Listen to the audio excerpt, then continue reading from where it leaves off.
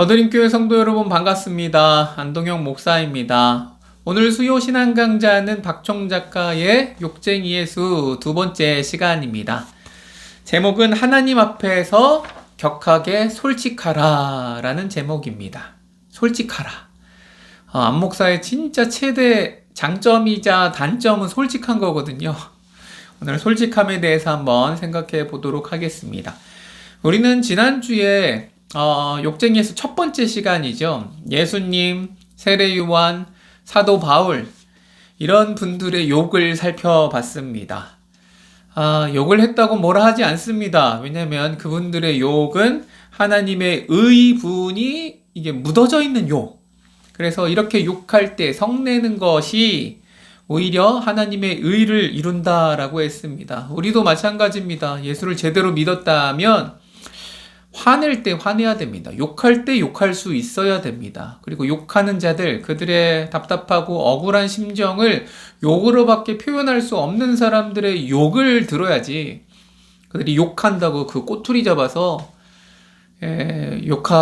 오히려 그들을 나무해서는 안 됩니다. 그렇게 지난주에 배웠고, 오늘은 욕으로서 또 만만치 않은 인물들을 좀 소개하려고 합니다. 오늘은 예레미야인데요. 예레미야. 여러분, 예레미야 하면 구약의 선지자죠. 눈물의 선지자라고 하는 별명이 붙은 그런 선지자입니다.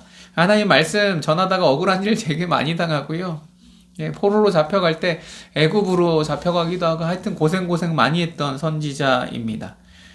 하나님이 그렇게 하신 거죠. 근데 이 예레미야가 기도할 때 보면 굉장히 솔직한 그런 말들을 합니다.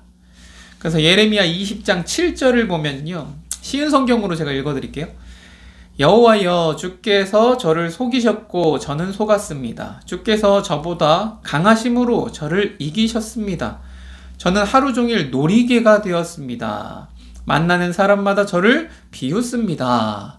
이렇게 말을 하고 있습니다. 그러니까 하나님이 자기를 힘이 세니까 유혹하고 사기를 쳤다라고 분노를 떠들이더라라는 것입니다.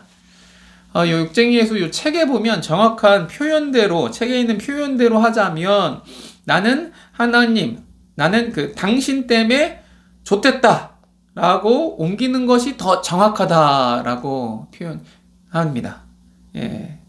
이게 진짜 욕이죠, 욕. 어떻게 보면. 야, 이렇게 불경스러운 말을 목사가 할 수 있는가? 아니, 목사가 아니고 정확한 표현이 그래요. 예레미야가 그렇게 욕하고 있다라는 것이다. 하나님을 향하여서. 근데 중요한 건 하나님은 이런 예레미야의 막말에 뭐라 하지 않아요. 벌하지 않는다라는 것입니다. 하나님은 예레미야 이런 거친 입놀림보다도 거침없는 진솔함을 보시는 분이시더라라는 것이죠. 우리 성도들이 하나님을 좀 쪼잔하게 생각하시는 것 같아요. 그들의 중심을 보시는 하나님인데 말 표현이나 이게 좀 부족한 거나 이런 실수를 꼬투리 잡아서 엄청 그렇게 하는 쪼잔한 분으로 성도들이 생각하는 것 같습니다. 절대 그렇지 않습니다. 물론 하나님 앞에 조심해야죠. 하나님의 이름을 망령되이 여겨서는 안 됩니다. 근데 여러분, 솔직하게 표현하는 건 하나님이 뭐라 하지 않는다라는 거예요. 하나님에게 실망이 클 때 괜히 쿨한 척 하지 말고, 이 예레미야를 통해서 볼 수 있는 건 뭡니까? 과격할 정도로 솔직해지라라는 것이 오늘 주제입니다. 여러분, 솔직해져도 됩니다. 솔직해져도 돼요. 그거 가지고 하나님이 뭐라 하지 않습니다. 물론 기도할 때 이제 골방에서 기도할 때 솔직해지라는 것이지, 주일 예배 드릴 때 대표 기도인데 사람들 다 듣는데 거기서 막 이렇게 하는 건 곤란해요. 그거는 이제 또 다른 차원의 문제이죠. 근데 하나님 앞에 자기의 실망, 억울함, 낭망된 마음, 이런 것들을 여러분 솔직하게 말해도 된다. 하나님은 오히려 그걸 원하더라라는 것이죠. 여러분, 막말 열전에 또 뛰어드는 두 사람이 있는데 그게 다윗과 욥입니다. 막말하면 뭐 뒤지지 않는 사람입니다. 여러분, 다윗은 정말 대단한 사람이죠. 근데 그 대단한 사람이 지금 정신과 가서 상담 받는다고 하면 의사가 아마 조울증 환자로 진단할 수도 있겠다라는 것입니다. 하나님 앞에 어떨 때는 울다가 때론 하나님을 원망하고 욕하기도 하다가 나중에는 또 기뻐하고 막 찬양하고 지극히 감성적이고 지극히 인간적인 모습을 보이더라라는 것이 다윗이. 또 다윗이 원수를 저주할 때에는요, 그 자기의 감정에 얼마나 충실한지 몰라요. 그래서 굉장히 신랄합니다, 여러분. 다윗의 시편들 보면 저주시가 몇 편 있거든요. 예, 신약으로 넘어오면 예수님은 원수도 저주하면 안 되고요. 원수를 향해서도 축복 기도를 하라 그러거든요. 원수를 사랑해야 되니까. 근데 저주를 하는 시편이 있다라는 거예요. 대표적으로 시편 109편인데 109편 9절에서 13절 보면 원수를 향해서 이렇게 저주를 쏟아붓고 있습니다. 이것도 쉬운 성경으로 보면 그의 자녀는 고아가 되게 되고 그 원수의 자녀가 고아가 되기를 원한다라는 거예요. 그의 아내는 과부가 되며 그의 자녀들은 유리하며 이제 그지처럼 돌아다니는 거죠. 유리하며 구걸하고 그들의 황폐한 집을 떠나 빌어먹게 하소서. 이런 말을 다윗이 하고 있습니다. 고리대금하는 자가 그의 소유를 다 빼앗게 하시며 그가 수고한 것을 낯선 사람이 탈취하게 하시며 그에게 인애를 베풀 자가 없게 하시며 그의 고아에게 은혜를 베풀 자도 없게 하시며 그의 자손이 끊어지게 하시며 후대에 그들의 이름이 지워지게 하소서. 여러분, 이게 저주시예요. 저주의 기도입니다. 끔찍하죠. 무섭죠. 예. 이렇게 솔직하게 기도할 수 있어요, 여러분. 물론 뭐 또 원수를 사랑하고 용서하고 그건 다 다른 차원의 문제지만 억울함이 있을 때 이렇게 기도할 수 있다라는 것입니다. 다윗이 이런 저주를 퍼부었음에도 불구하고 하나님은 뭐라고 말합니까? 사도행전 13장 22절을 보니까 하나님은 다윗에게 뭐라고 그러냐면 내가 이새의 아들 다윗을 만나니 내 마음에 맞는 사람이라 내 뜻을 다 이루리라 라고 말씀하시는 것이죠. 네, 여러분, 그러니까 지금 제가 저주 기도를 해라 라는 뜻이 아닙니다. 솔직히 저도 얼마 전에 저주 기도를 좀 했어요. 예, 우리 건물 1층에 식당 아저씨랑 좀 주차 문제로 뭐 제가 주차 문제가 있었던 게 아니고 우리 화요전도대 성도들한테 뭐라 그러는데 제가 못 참아갖고 하여튼 한바탕 하고 그때 이후로 되게 관계가 써먹써먹해졌죠, 사실. 근데 지금 우리 1층 식당이 빠졌거든요. 이제 임대로 나가고 이제 없으니까 뭐 그렇긴 하겠지만 한동안 되게 밉더라고요, 마음에. 너무 억울하기도 하고. 8년 동안 살면서 제가 진짜 이렇게 주일 아침마다 식당 앞을 치우기도 하고 눈이 오면 눈도 치우고. 근데 우리가 뭐 주차를 많이 뭐 어떻게 하는 것도 아닌데 물론 뭐 장사가 안 되고 힘드니까 그렇겠지만 뭐라고 막 이렇게 할 때에 굉장히 화가 나더라고요. 저도 화가 나면 잘 안 참거든요. 교회라고 목사라고 무조건 부드럽게 참지는 않습니다, 여러분. 아무튼 되게 싫더라고요. 되게 싫어요. 제가 지금 꽁해서 그런지 몰라도 물론 나중에 다 용서하고 마음에 그런 건 없고 또 막상 이렇게 임대로 나가게 되니까 안타까운 마음도 들지만 아무튼 그렇게 솔직하게 하나님 앞에 기도하는 건 뭐 나쁜 건 아니죠. 여러분 직장생활 하다가 진짜 나기를 힘들게 하는 사람이 있다. 여러분 축복하는 게 좋죠. 하나님 앞에 축복하는 건 좋으나 그럼 어떻게 그렇게 할 수 있겠습니까, 사실. 하나님의 손에 맡기세요, 기도로. 저 부장님, 저 차장님, 하나님 진짜 난 너무 괴롭게 힘드니까 하나님 좀 알아서 해달라고 맡기는 것, 여러분 그게 기도인 것이죠. 표현이 좀 거칠어요? 저주예요? 아니 괜찮습니다, 괜찮아요. 다윗도 이렇게 했는데 뭐. 여러분 할 수 있습니다, 할 수 있어요. 다만 저주로 끝나지 않고 이렇게 다 쏟아 넣을 때에 하나님 앞에 마음이 다시금 회복되고 다시금 제정신 들면 다시금 하나님 앞에 또 다음 차원의 기도를 할 수 있는 것이죠. 사랑하는 성도 여러분, 하나님은 여러분의 심정, 그 중심을 보시는 분이시더라. 나의 표현을 그렇게 꼬치꼬치 따지는 분이 아니더라 라는 것입니다. 또 솔직하기로는 다윗 말고 욥도 빠지지 않습니다. 우리는 보통 욥기를 이제 설교 들을 때 1장, 2장만 거의 설교를 들을 수 있을 거예요, 여러분. 욥기가 42장까지 되는 거 아십니까?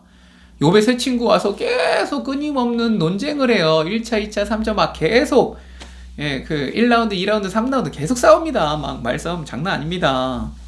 그러다가 이제 엘리우라고 하는 청년이 등장하기도 하고 막 그러다 이제 하나님이 말 끊고 이제 결론을 내버리는 게 욥기입니다. 욥기 1장, 2장만 우리가 들었으면 욥이 끝까지 자신의 순전함을 지키고 입술로 죄를 짓지 않았다 뭐 이렇게 해갖고 이제 굉장히 좋게 보지만 여러분 그렇지는 않아요. 그리고 맨 마지막으로 건너뛰는 그 중간을 보면 욥이 자기의 태어난 날 생일이죠. 생일을 저주하는 걸로 시작해서 엄청난 말싸움 하거든요. 자기를 이제 공격하는 자신에게 회개를 촉구하는 친구들에게 이제 막 싸우기도 하면서 너희들은 거짓말쟁이고 돌팔이 의사라고 막 공격을 해요. 근데 그 공격이 결국 하나님께로 갑니다. 사실 하나님을 향해서도 진짜 거침이 없이 하나님 앞에 막 말을 합니다. 물론 잘못한 건 없어요. 근데 이게 읽다 보면 야 이거 좀 너무하다 싶을 정도로 이거 좀 무서운데? 하나님이 화내겠는데? 막 이런 생각이 들어요. 오죽하면 옆에서 듣고 있던 엘리우라고 하는 청년인데 그 청년하고도 막 논쟁을 하게 되는 것이 청년이 막 껴들어갖고 야 너 너무했다라고 회개하라고 이렇게 말을 하는 것이죠. 근데 끝이 뭐냐? 하나님은 욥의 직설적인 감정 표출을 정지하지 않았습니다. 오히려 욥의 세 친구들을 엄청 혼내요. 뭐라고 혼냅니까? 42장 7절 8절에 보면 두 번이나 말을 하는데 뭐라고 그러냐면 내가 너와 내 두 친구에게 노하나니 이는 너희가 나를 가르쳐 말한 것이 내 종 욥의 말같이 옳지 못함이라. 너희들 말이 내 종 욥의 말처럼 옳지 못한 것에 화났다라고 말하거든요. 그러니까 너희들은 솔직하게 말하지 않았다라는 거예요. 말뿐이지 내 종 욥은 솔직했다라는 거예요. 그걸 두 번이나 말을 하는 것이죠. 이것을 통해서 알 수 있는 건 무엇입니까? 좀 거칠어도 하나님 앞에 정직하고 솔직한 고백, 기도 하나님은 더 좋아하신다. 거친 것을 좋아하세요. 날 것을 좋아하세요. 포장된 것보다 좀 미끈해 보이는 경건함 이런 것보다 거친 정직함, 솔직함을 하나님을 더 좋아하시더라. 그래서 여러분 기도하실 때 솔직하게 기도하세요. 이런 미사여구 있지 않습니까? 하나님 앞에 막 전능하신 하나님, 천지를 창조하시고 신무막측하시고 그런 말들이 우리의 마음에 와닿지도 않잖아요. 그냥 아버지 하나님이죠. 아버지 하나님.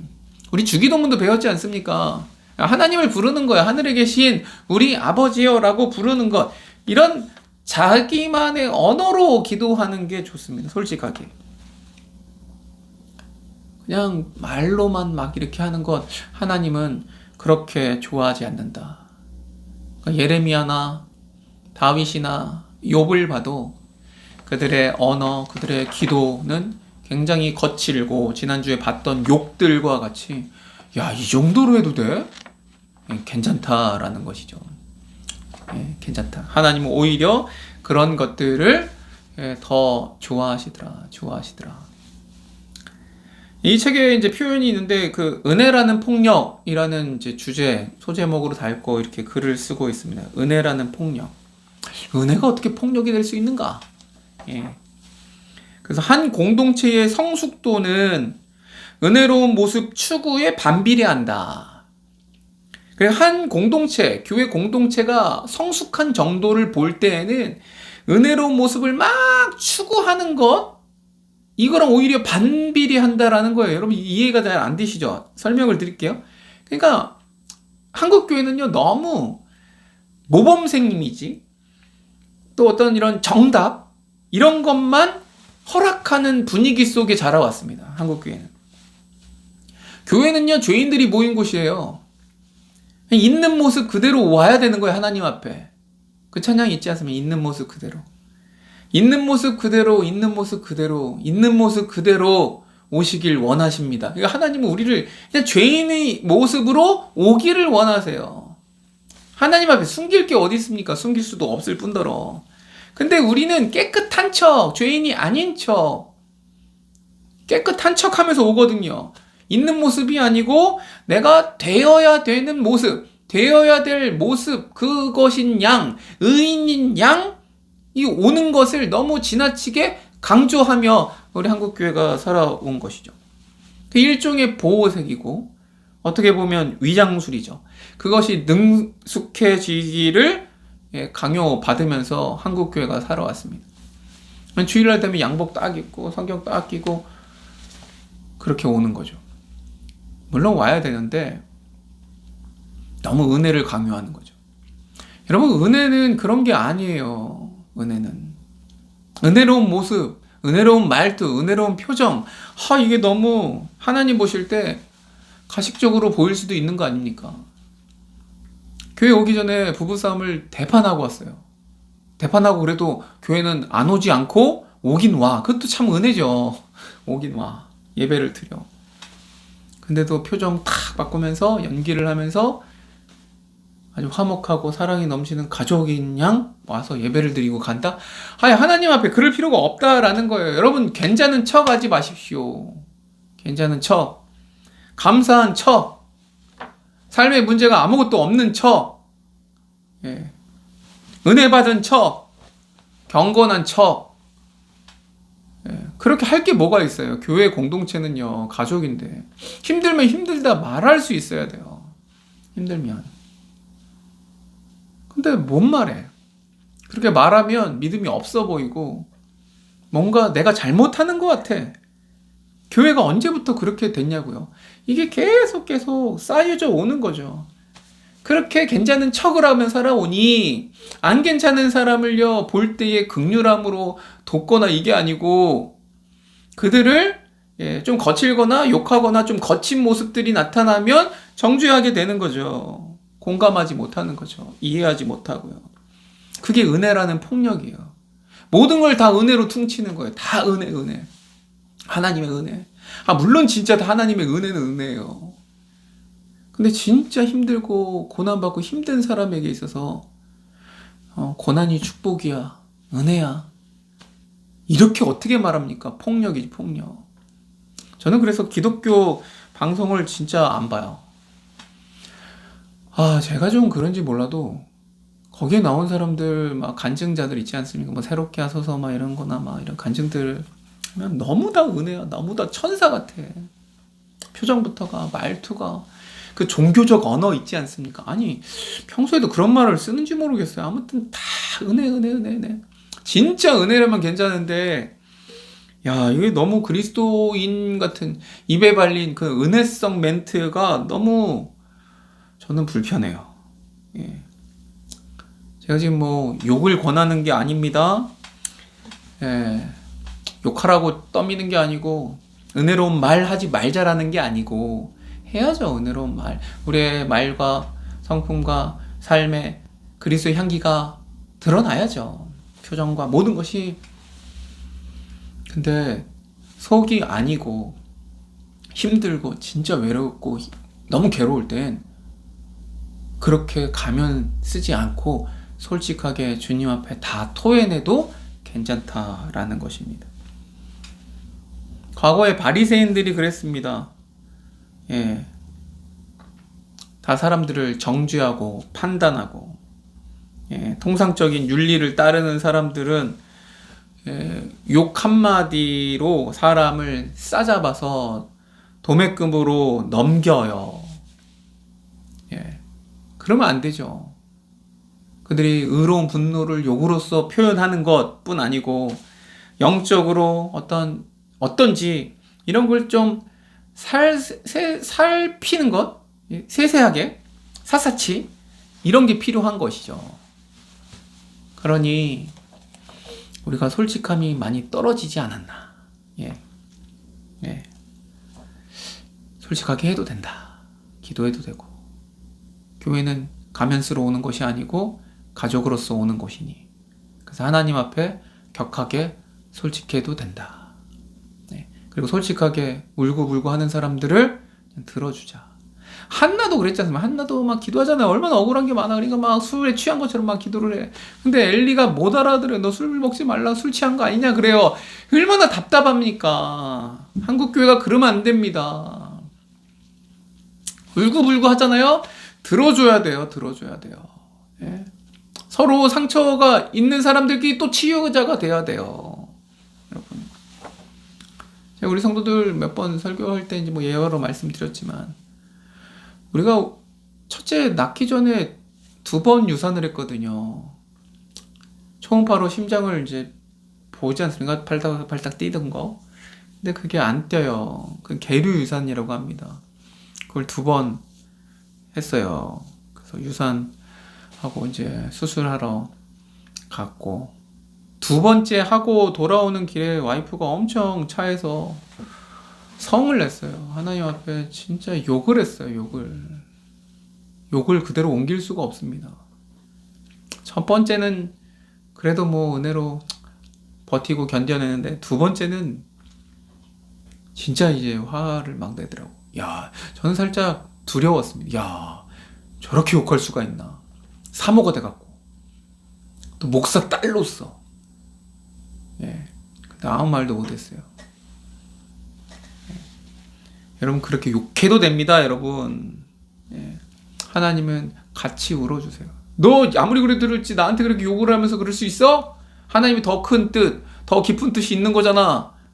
이렇게 말하지 않아요. 하나님은 같이 울어요. 그래서 저도 울었어요. 같이 울어요. 그리고 성도들도 유산하신 분들이 있더라고. 그런 분들이 같이 울어주더라고. 그래서 회복이 되는 거예요. 솔직하게 기도하는 거가 정죄받을 게 아닙니다, 여러분. 같이 울면 되는 거예요. 하나님도 우니까. 예.